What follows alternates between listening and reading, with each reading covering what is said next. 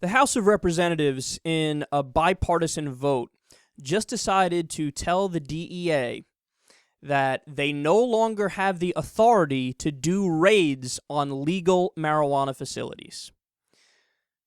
This is huge news, man, and this is a giant, giant step in the right direction. And I have to say, I'm stunned by this because this is the first thing that the House of Representatives has done that's positive in years. So the vote passed 219 to 189. The Senate is going to take up a version of the bill. Hopefully the version doesn't change too much, and hopefully they pass it and they don't try to get cute, because what the House did here is great.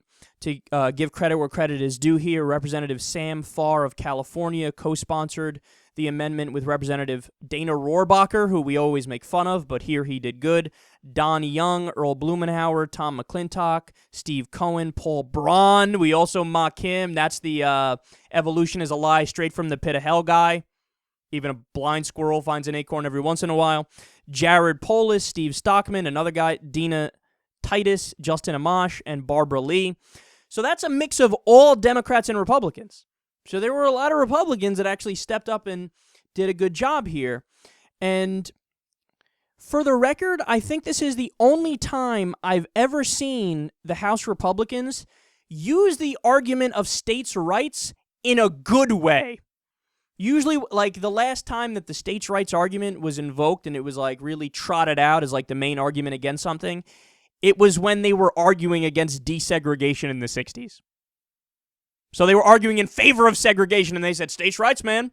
Alabama and Mississippi should be able to segregate if they want. Just because liberal New York doesn't want to do it doesn't mean you should force us to do it. So a lot of the time when they use the states' rights argument, it's to cover up something horrendous.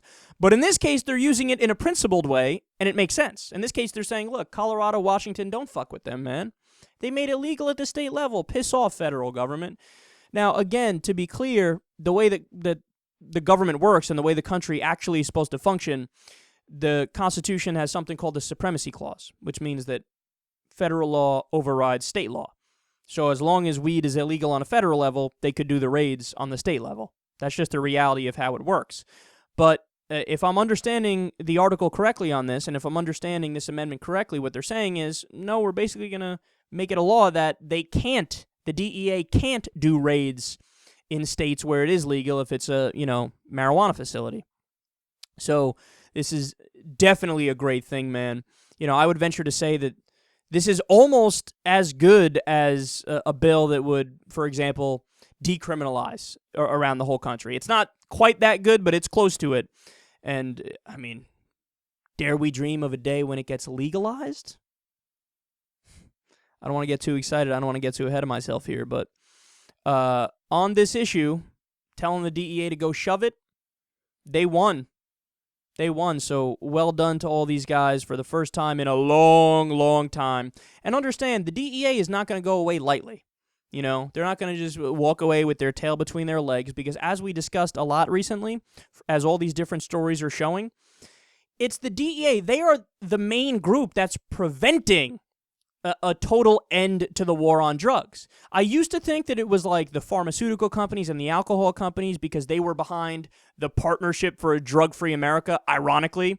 And why were they doing that? They were funding that movement because they wanted to get rid of all the drugs that were their competition, okay? And they viewed marijuana as that.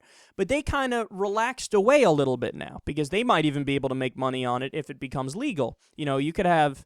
Who's to say that Anheuser-Busch can't come out with, their own kind of weed and sell it in the stores if it becomes legal? So they've backed away. So now the only group of people that are really fighting a change and a move in the positive direction here for marijuana and for other drugs, it's the DEA. Because all of their jobs rely on drugs being illegal. If we wake up tomorrow and we live in a country where all drugs are decriminalized or even legalized, the DEA has no reason to exist. They're the drug enforcement agency. So their whole job is to criminalize drugs and put people behind bars who are nonviolent criminals who aren't hurting anybody. So they are hanging on for dear life because they don't want to lose their lifeblood. They don't want to stop making money. They don't want to lose their careers. But the problem is you're going to have to lose your careers because the whole existence of your career screws over people who aren't hurting anybody. Innocent people who are exercising their freedom in a supposedly free country. So for you to keep arresting them, for you to try to keep this ruse up, you're only hurting the country further. Don't worry, you'll find other jobs. Because to violate people's freedom, that's not a legitimate job. And this is a big blow against the DEA now, and hopefully we can continue down this path because the polls are changing. What is it, 58%, 59% of the American people want to legalize weed at a federal level now. The states are already moving on it. So it's a matter of time, man.